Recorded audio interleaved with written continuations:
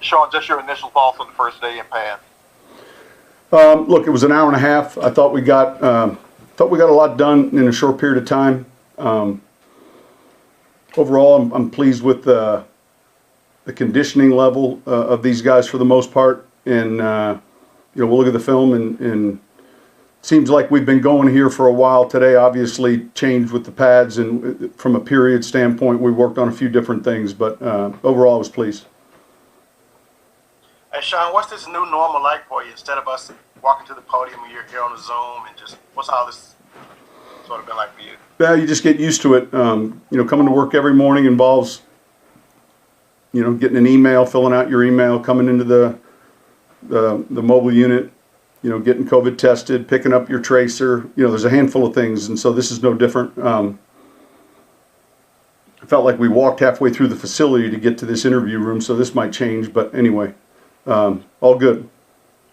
Sean, we haven't had a chance to see a whole lot of Emmanuel Sanders, but how has he been adapting to what you guys have been teaching and wanting from him so far? I think, look, John, he's a smart player. Certainly played a number of years in this league, 11 years. He's a guy that transitions well. I think he's a good route runner. He's fairly elusive, and I think slowly but surely he's picking up the terminology and some of the nuances relative to what he's doing. So what will be your plan with McCoy and Ruiz? Will they take turns every other day, every other week, or are you going to? Yeah, look, we're evaluating both of them. They're both, getting plenty of work. McCoy's getting work at center, Ruiz at right guard, and then, probably every second or third day, we'll evaluate flipping them around. So we're rotating those guys along with Nick Easton inside. We feel like, obviously, all those reps are important, and I think overall, he's a pretty quick study. Hey, Sean, are Josh Hill and Pete dealing with injuries today, or is that just an excused absence? Yeah, look, every day we've got a few things. Josh Hill's someone that, heading into camp, just had a tweak. We've been real mindful of where he's at. He's close to being back out on the field. So, I'm not going to go through daily injuries. You guys know that, especially during training camp. Sean, what do you like about P.J. Williams, his range and ability to play middle of the field and that?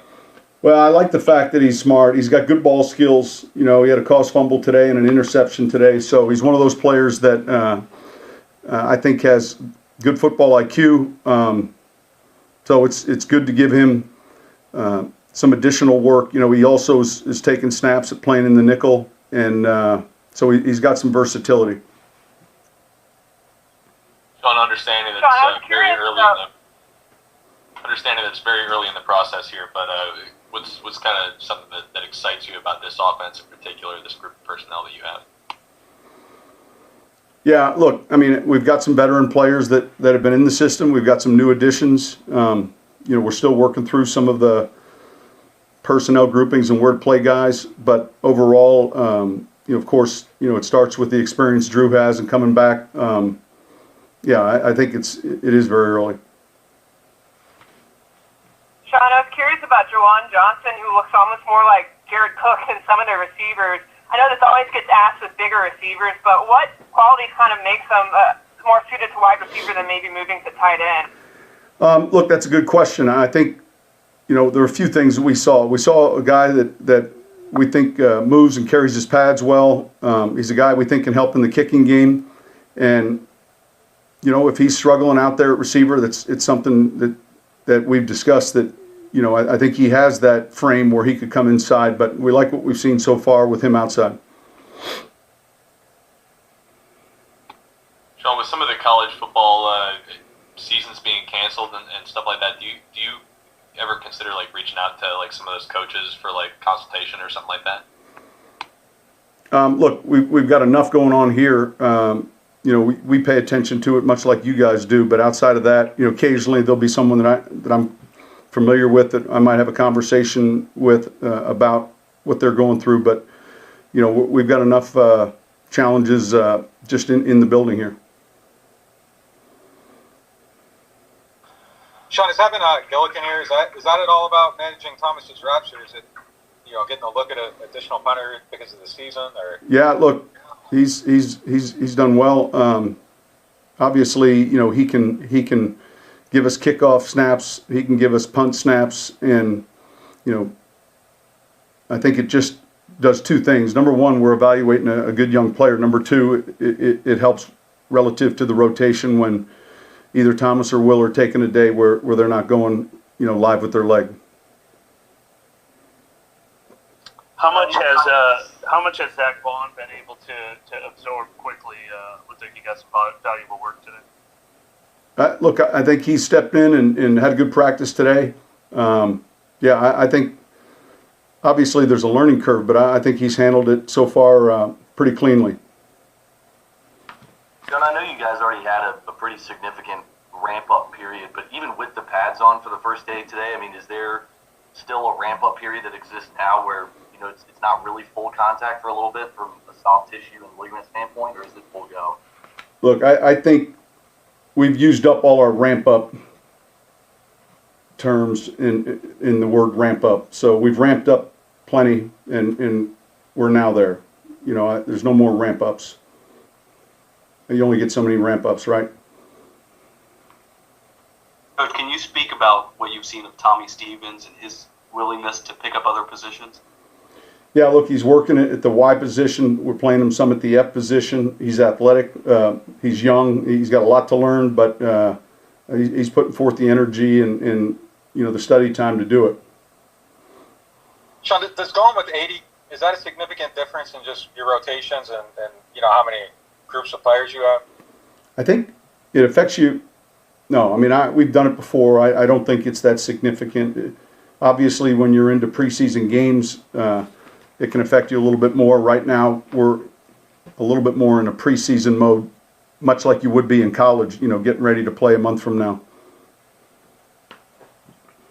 Sean, I know this is a weekly question, but what's your evaluation of Jameis Winston after getting to see him throw and run some plays for a couple weeks now? Look, he's doing well. I've been pleased. He's in great shape. He's got a real live arm.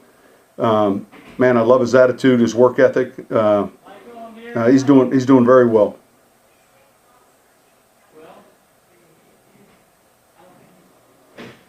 All right, guys, thank you.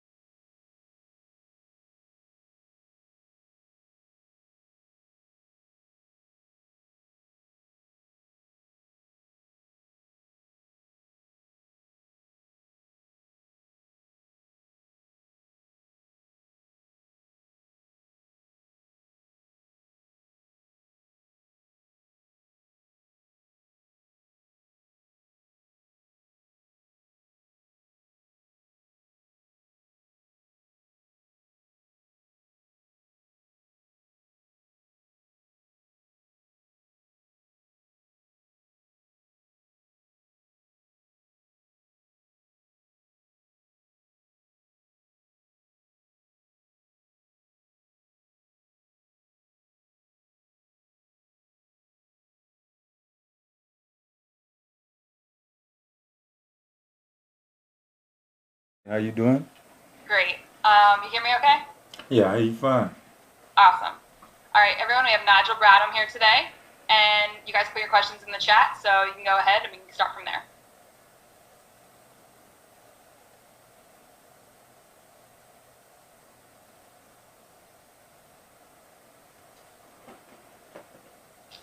All right, first question is going to be from Luke Johnson. Luke?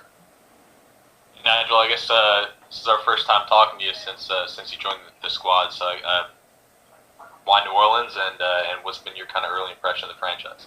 It's been great, man. Obviously, it's a great organization, organization that knows how to win and knows how to compete and put themselves in position to be in great situations late in the year.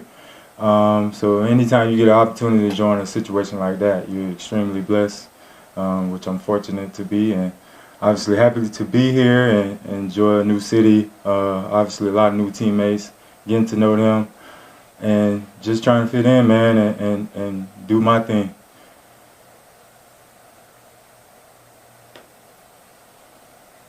I'll ask a follow-up if nobody's got one.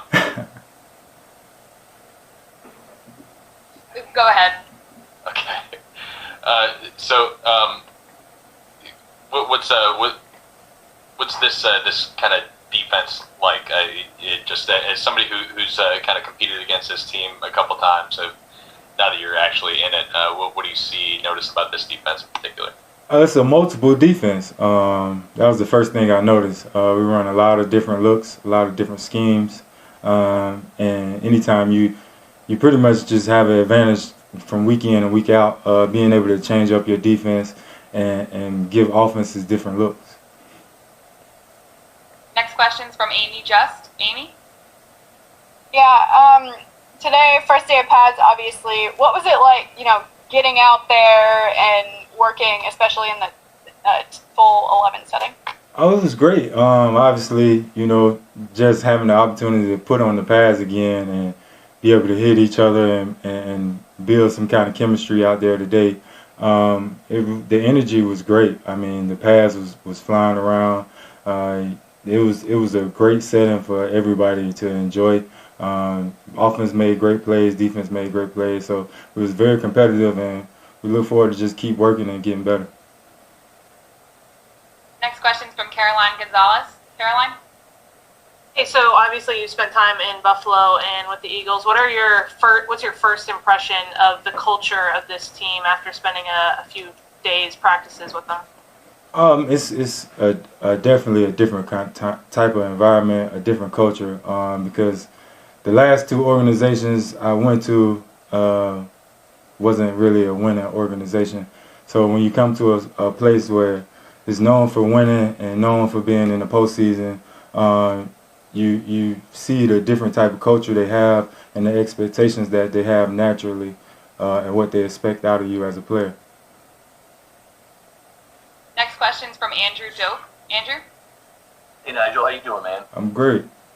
Good. Kind of two-part question for you, if I can. First part, what have you taken from someone like Demario Davis and, the early impressions that you have playing with someone like him? Man, Demario's been great. Obviously, I've been blessed to know him my whole career, being able to meet him at the Combine and pretty much just, continue to talk to each other throughout the league and our careers. Great person, great leader, and obviously one of the best linebackers in the game. And you see why, because his work ethic. He works every day, day in and out, and he's the great leader of this team, man. And I'm just trying to fall right in and follow his path. And second part, I'm sure anytime you move to a new team, obviously when you feel sometimes, I would imagine, being kind of like the new kid on the block, but does it help to have Jenkins there too, and you guys play together and whatnot? Oh, tremendously. It helped a lot. I mean, obviously, for me, I'm blessed enough to be able to play in front of, to play with a lot of my college teammates as well. So I was just fortunate to be able to know a lot of guys on this team and have that opportunity to be able to just fit right in. Next question's from Amy Just. Amy, go ahead. Obviously, it's early. I mean, it was just the first day of pads, but have the coaches expressed their vision for you yet? If so, what is that vision? Right now, I think we're pretty much just trying to feel where I fit best, and me understanding the defense, learning the terminology, and just getting comfortable in the defense. I think that's the main focus for me right now. As far as my role, I think it will expand more so when we get closer to the season. But right now in training camp, I think I'm pretty much just focused on learning the defense, understanding everything, the ins and outs, and the terminology. Next question's from Luke Johnson. Luke? Nigel, just going back to Malcolm Jenkins, just as somebody who's played a lot of football alongside him the last couple of years, what kind of player is he? I think a lot of people down here maybe only familiar with the kind of player he was the last time he was here. Oh man, he's a tremendous player. He's everything you want in a safety. His ability, his instincts for one is undeniable. Being able to read routes and get recognition just by formations, and his communication on the field is another key part. He's very quick on all his keys and reads. He's very quick to recognize run pass situations and things like that of that nature. So he's definitely an upper hand for us. His knowledge is unbelievably, his IQ, man, he's pretty much another coordinator out there. And I think that's where you have the advantage with playing with Malcolm. Next question's from Christopher Dunnels. Chris? Hey, Nigel. So the Saints have announced that they're not going to have fans in the Superdome for the Week 1 game against the Buccaneers. But you've had the benefit of, or maybe the misfortune, of playing in the Superdome on the opposing side. Can you speak what it's like to hear those 70,000 New Orleans Saints fans in the Superdome and what that can do to the opposing team? Oh man, it's going to be different. Especially, I was looking forward to having the Superdome packed out and being in that atmosphere, because like you said, I was on the other side. But I do remember it being extremely ecstatic, man. It's situations and times where you can't hear yourself, and that goes into play, especially when the opponent's offense is on the field, and it creates that energy, and we just feed off of that. The defense feeds off of that energy. So it's going to be a different type of year with no fans for sure. But I think we'll be able to do what we're supposed to do and keep the fans hyped and entertained, whether they got to watch it on TV or what. Next question's from Rod Walker. Rod? Hey, Nigel, having spent time in Buffalo and Philadelphia, how special is it for you just to be back down south, man? That's great, man. Obviously, to have the opportunity to be close to home. I grew up like 5 hours away from here. So I know my mom and my family was ecstatic for that situation. We've been praying for something like this to happen, actually, to be able, to be home and get the opportunity to be close enough to play in front of my family. So it's a big aspect. Hopefully we can get that. Hopefully, eventually, families and fans will be able to watch some games this year. You okay with this New Orleans weather? Yeah, I got to get back used to it for sure. It's hot, man, as you can tell.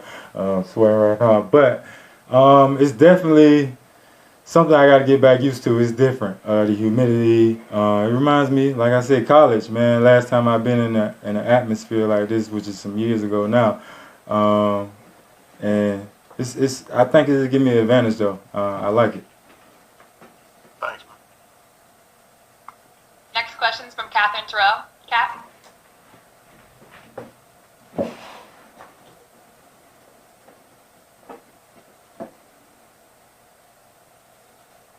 Kat, I think you might be muted.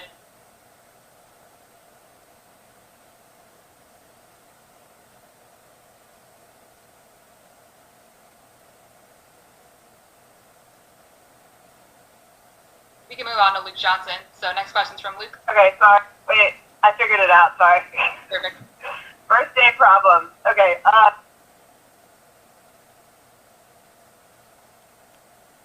think she's muted. Still can't hear you, Kat. I'm parked right next to you. Do you want me to ask you a question? Okay, this should be working now. This is unbelievable. Can you hear me? Yes. Okay, I'm so sorry. Okay, I'll ask it again. So from the other side, what are your initial impressions of Jameis Winston and Taysom Hill so far Oh, they're great. on the field? Yeah, they're great. Obviously, I know Jameis is still learning, obviously, and man, you see the way they compete in practice. Every play they treat pretty much like it's a game rep, and the game is on the line. And you see that competitiveness out of both of them each and every play, which is it makes you be on your P's and Q's, and obviously you got to play great yourself. So, I mean, anytime we got competition all over. So that's a good thing, a great thing, especially for what we want to do this season. Next question's from Luke Johnson. Luke, go ahead. Last question, everybody. Nigel, I'm just curious from your perspective what it's like trying to tackle Alvin Kamara in the open field. Had a couple of opportunities to do that. I haven't had a full-on opportunity right now. That probably will come down later in some scrimmages.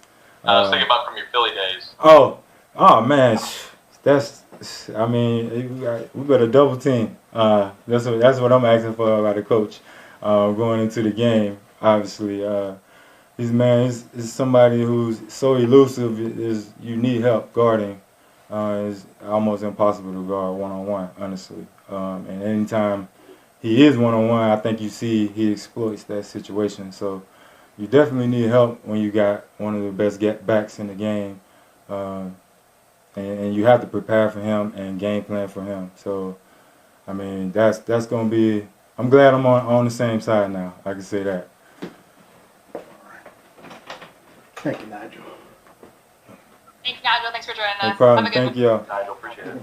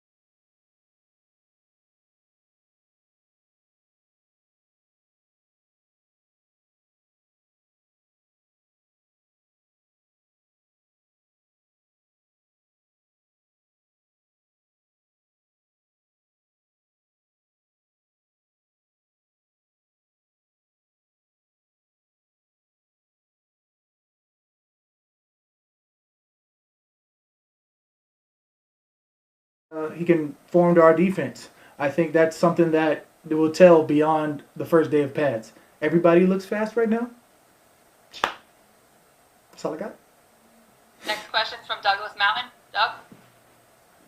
Hey, we talked to you a few weeks ago at that laptop giveaway, and you had some mixed feelings about coming back in the pandemic and all that. And the first thing we see at camp today was fans. Are you feeling better about everything right? Are you feeling better about everything right now as far as the safety and the protocols and all of that than you did a few weeks ago?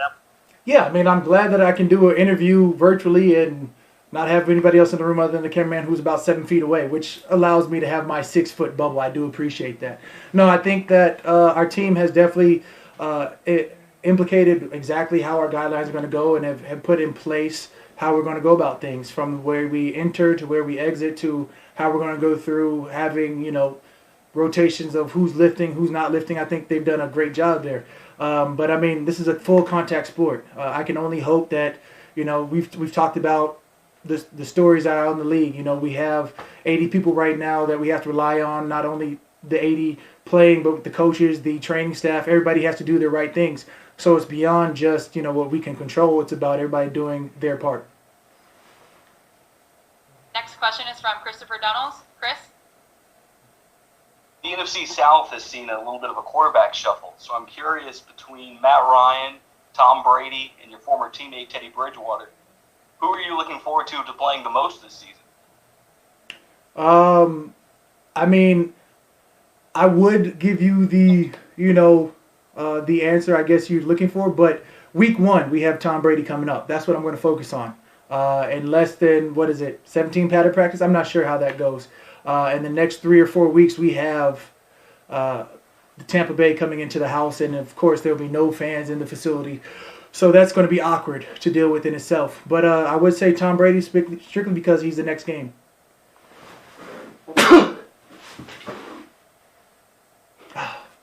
Next question from Caroline Gonzalez. Caroline? Caroline! So we're just going to ignore that you sneezed there. But anyway, Marcus talked a little bit about having to focus more on football this offseason other than the other extracurricular things that he does. Did you have hands-on, or did you talk to him a lot this offseason?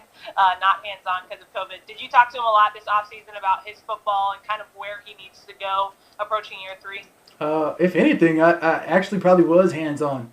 I mean, in terms of the way we were lifting, the way we were conditioning, I had an off-season surgery. He had an off-season surgery. We really rehabbed for that first part of the off-season together. When I say together, we were probably like 5 tables away and on different numbers, but within the same building. It was the first part. It was me, Trey Henderson, and Marcus Davenport, and the second part it was me, Marcus, and Sheldon Rankin. So I mean, I've had competitive rehab more so than I normally do.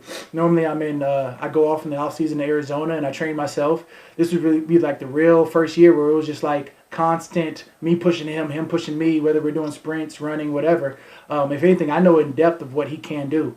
I mean, he's gotten stronger.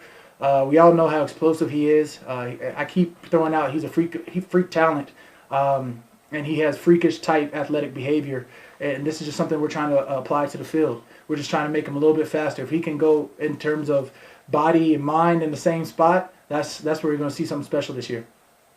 Thanks, Cam. Next question from Luke Johnson. Luke? Cam, just curious what your initial thoughts are of having Malcolm Jenkins back on the field with you. It's been, half 7 decade? years since you've been teammates on the field? Yeah, it's been a long time. But, super excited to have him back. I mean, everybody knows he's one of those field generals. He's just, he's so savvy to the game in terms of everything that he's seen. He has championship mentality, not only here, but then he left and went to go win a championship with Philadelphia, and now he's back. We're trying to create that same feel, that same culture, and I feel like we have that power to do so in terms of our defense, in terms of our offense. We're creating a perfect little window for this year. I wish it had been under normal circumstances so everybody come witness the work that we're putting in right now. But that being said, super excited to have him with the DB Corps. Next question's from Rod Walker. Rod? You're muted, Rod. My bad. Cam, I wasn't going to ask this, but I saw you throwing your hair around, so I figured I'd ask. What's kind of been the reception from your teammates about your hair? I mean, the curls were hitting way harder. The Jerry curl was smashing the first day, but now we're like 3 weeks in. You know, it got a little wiggle to it. It's a little airy. I've got dreams, hopes, and goals. I'm not saying I'm channeling my inner 80s, 90s vibes, but I'm feeling good about it. The reception is pork chop sideburns are winners. What? Oh, okay. And Cam, a football question. What have you thought about Jameis Winston so far? What have you thought about Jameis Winston so far? When it comes down to it, you have a guy who you know has thrown for 5,000 yards. We've got a guy who was continually an adversary in our own conference. So him being behind Drew Brees, taking reps, him, Drew, Taysom, all being in that same situation in terms of trying to better each other. When he does get a chance, if he does get a chance, he's going to shine. So what we see from him, I mean, he's just so avid about learning learning the minor caveats from Sean and from Drew, and just really throwing in his input. And as a defensive guy, I'm loving it. I mean, honestly, I feel that we're in a great position. If we have to do something like we did last year. Next question's from Nick Underhill. Nick. Does anything about having these two really good corners? How do they help you when you have guys that can cover like that? Does anything about the way you rush the passer change based on if it's press or zone or anything like that? No. The way that we rush is, I love that we have guys who can do both press and zone. I love that in my mind they have given me another half second, which is another step or two. But at the end of the day, I'm always trying to get 1% better. I'm always trying to get 1% faster. I'm always trying to get like a 1% cleaner rep off the next rep. So if anything, I'm just trying not to utilize the whole 3 seconds that I know that they can give us. Next question is from Andrew Doak. Andrew? Hey Cam, hope you're doing well, man. Look, your endurance has always been something that makes you such a special player. And I know a couple of weeks ago you mentioned that because you were able to train at the facility and whatnot, you felt like you were in the best shape that you've maybe ever been in. Have you seen or felt the difference through this ramp up period and even into practice? I mean, other than not ever seemingly to get tired, no. Honestly, I just feel like a little bit stronger. I feel like I'm a little bit more explosive about the stance. And I just think that overall it's going to help me be able to push my guys like Marcus and, push guys like David Onyemata and Sheldon Rankins, all just to be a little bit more of a fast twitch. If we can get, again, 1% better across the D-line, we're going to be in a great place. So really, I feel that I've honed my body into a weapon already instead of going through, my way of doing things and honestly having to corral some people to our way of life. I feel like everybody's on the same mentality, same page this year. We got to win the Super Bowl. So if we have a full season, that's going to give our best chances to do so, and that's what we're pushing for right now. It's not about, me being the best that I can be. It's about me being the best that I can be, being able to push Sheldon to be the best that he can be, Sheldon being the best that he can be, being able to push me and Marcus to be the best that we can be. It comes full circle. So it's not just about how I feel, even though I do feel great, as my hair will tell you, but it's about our defensive line being as great as we can be and pushing our defense to be as best as we can be. And real quick follow-up for you. Obviously, losing Rankins last year, I mean, it stinks, but do you feel like that gave Onyemata an opportunity to see a big growth in his game? I think the way Sheldon and Dave were playing early on last year led to David's growth late in the year. They were both hitting the stride, and when Sheldon went down, it hurt us, but at the same time, David still was growing. And I think he's shown a lot of what he can do, and I think he was rewarded adequately. Probably underpaid, actually. But, that's just my take. Thanks, sir. All right, that should wrap it up. Thank you, Cam. Absolutely. Appreciate it.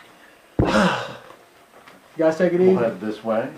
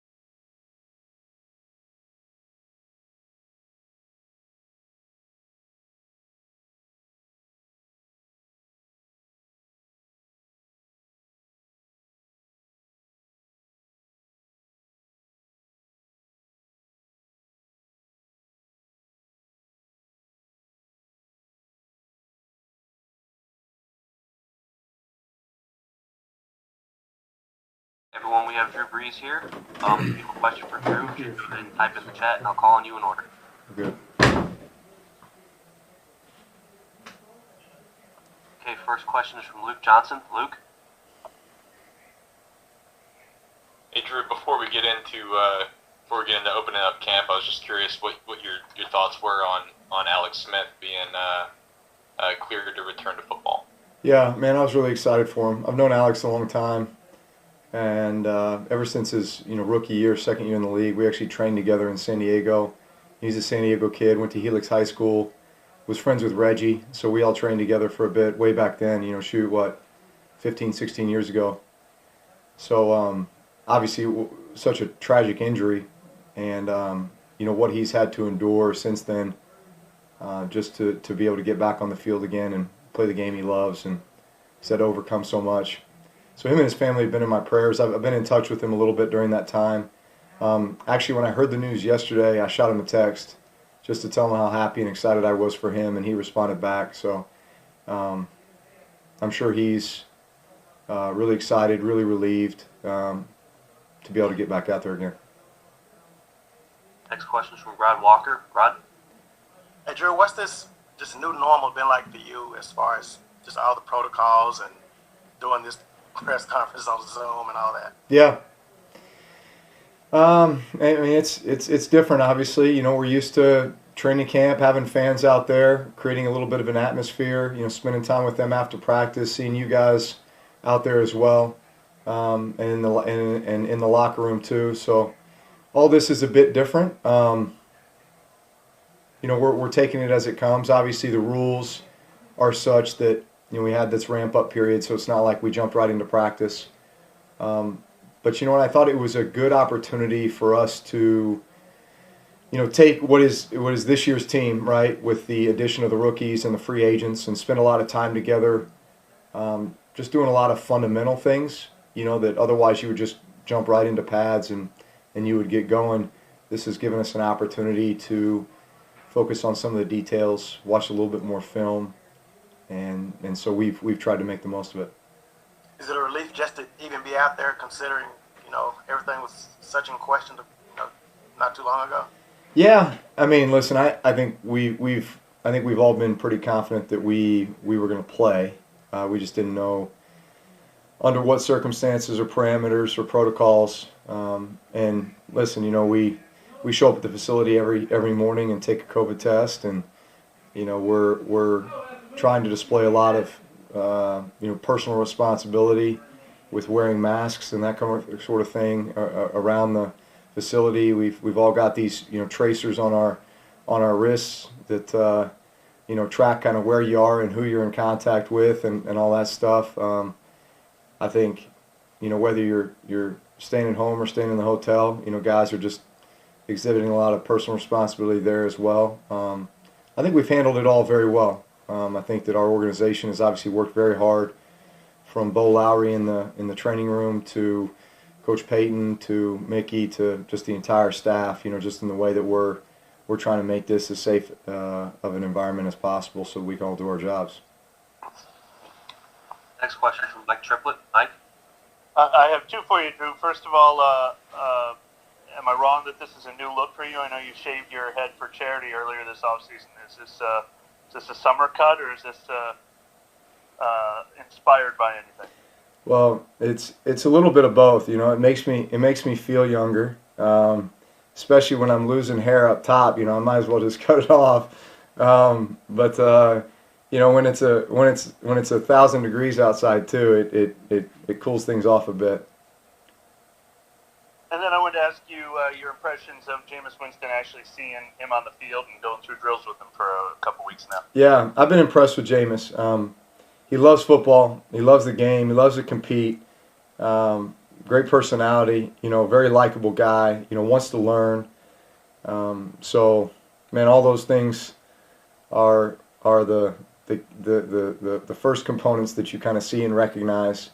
Obviously, we're just getting into pads, and so we're just getting into, real life situations, that we're trying to create, in practice. And so, the reps have been somewhat limited for all of us up to this point. But as that ramps up, I really like our quarterback room. Me, Taysom, and Jameis. I think that's, we all work well together. Next question from Amy Just. Amy? Yeah, you alluded to it there. How did it feel to get out there in pads today and just, throw things around as normal as it can possibly be right now? Yeah, it's different. Obviously today was short. It's this ramp up, so I think it was 90 minutes on the field today, which is pretty brief for a training camp practice. But again, just trying to maximize the reps, make the most of it. Create a sense of urgency with everything we do, so we can maximize the reps. Next question is from John DeShazer. JD? Drew, you went to, I think, Colorado to work out some with Emmanuel Sanders, but what's it been like to have him for a little bit more extended period of time? Do you see the chemistry developing there? Yeah, absolutely. And he's a pro. He's a pro. I think that's what you recognize with, these veteran receivers. I recognize it with Ted Ginn when he came in 3 years ago. There's just a veteran presence, a mature nature, and just a way that he goes about his work and his business, and his preparation and his attention to detail, and just a lot of little things just begin to pop up, and you realize why he's been able to play at such a high level for so long.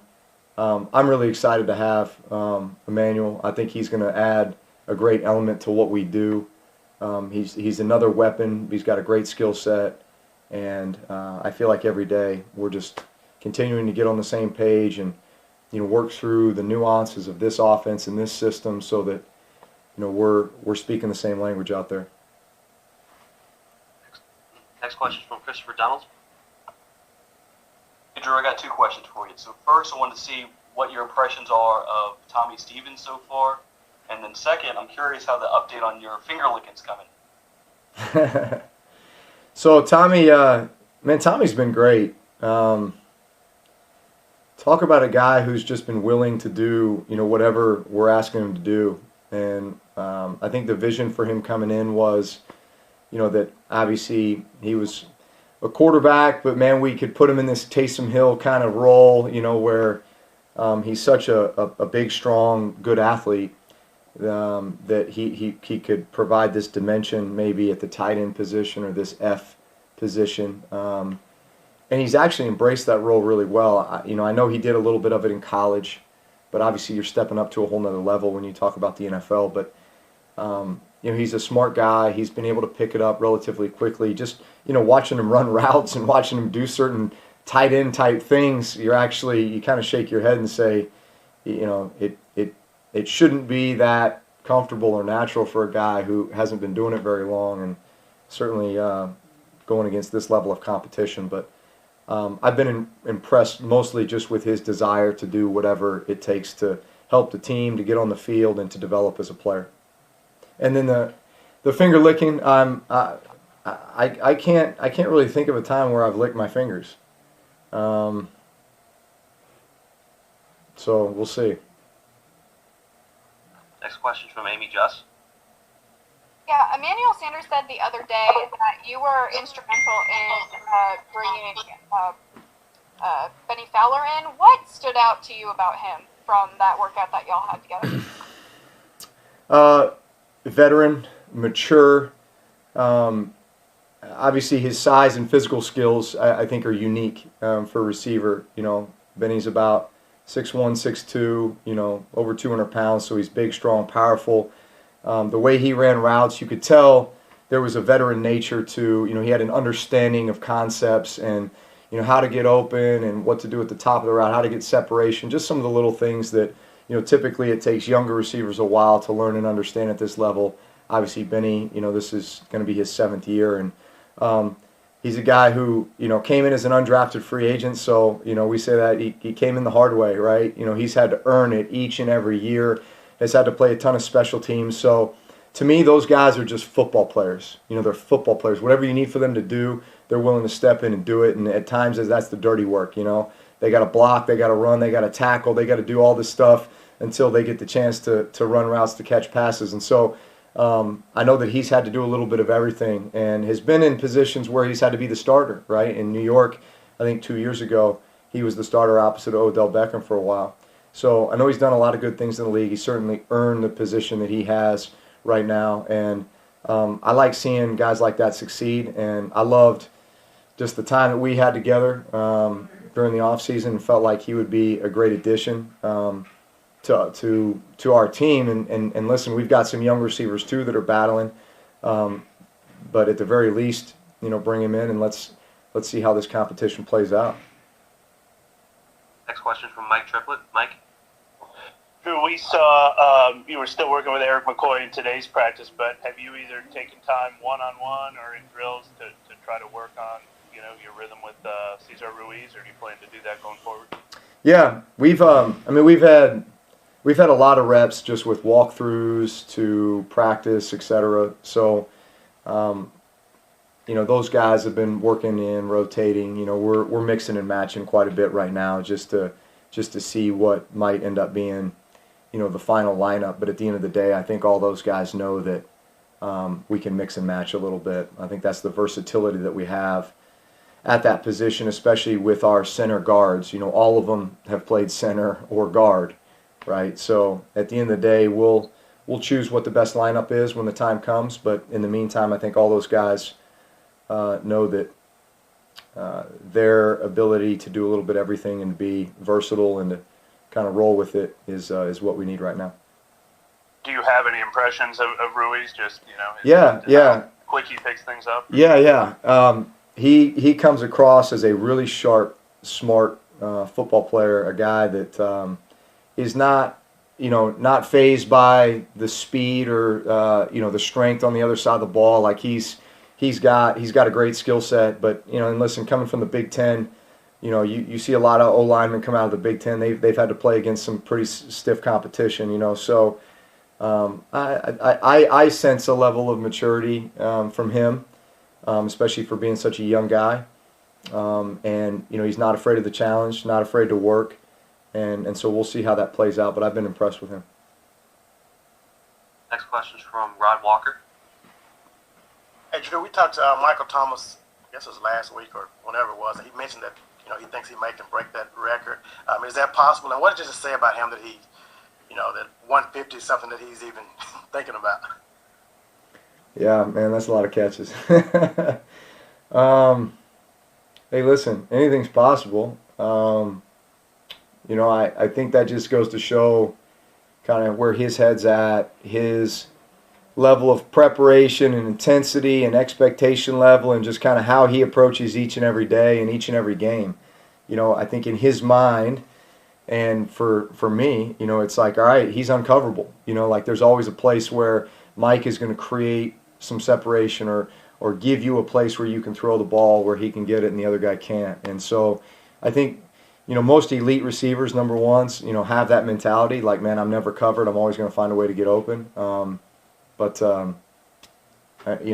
think the benefit too that Mike has is, man, when you've got these other weapons around him, it's not like you can just focus on Mike, right? I mean, we can beat you with a lot of different guys in a lot of different ways. And so I think all those guys, like the addition of Emmanuel Sanders and obviously Jared Cook, another season in this offense, and Traquan Smith, and obviously Alvin and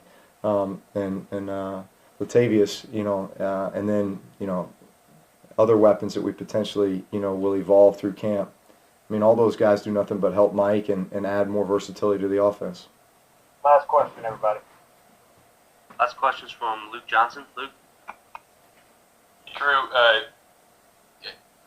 talking to Joe Lombardi a couple of weeks ago, we were asking him about y'all's turnover numbers the last 3 years being very good, and his answer was, well, Drew just decided to stop throwing interceptions.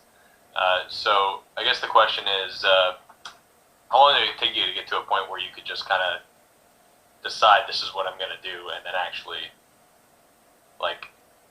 have that take effect on the field? Yeah, that's something that takes a while. I mean, I've even studied guys, over the years, like Aaron Rodgers, like Brady, some of the great players, and just just kind of that evolution of, being a younger player. Let's just say even in your first 10 years, as a starter, you are still growing and maturing so much. And I think one of the big indicators of that is when you are able to recognize just what a big difference that part of your game makes. It's that fine line between playing so confident and aggressive that you know when to take the chance and when not to take the chance, right? How to kind of calculate how high percentage that throw is or how necessary that throw is in that situation versus just checking it down, maybe playing it a little bit more safe, and then coming back to it another time, So it just comes with experience. I would say that certainly over the last 3 years especially, I've really tried to make a great emphasis on the decision-making that goes into taking care of the football. And it doesn't take away the confidence, it doesn't take away the aggressive nature, but there just is that element of understanding just how important that statistic is in winning and losing. Thanks, everybody. All right, guys. Thank you, Drew. Yep. Thanks, Drew. Yeah, no worries.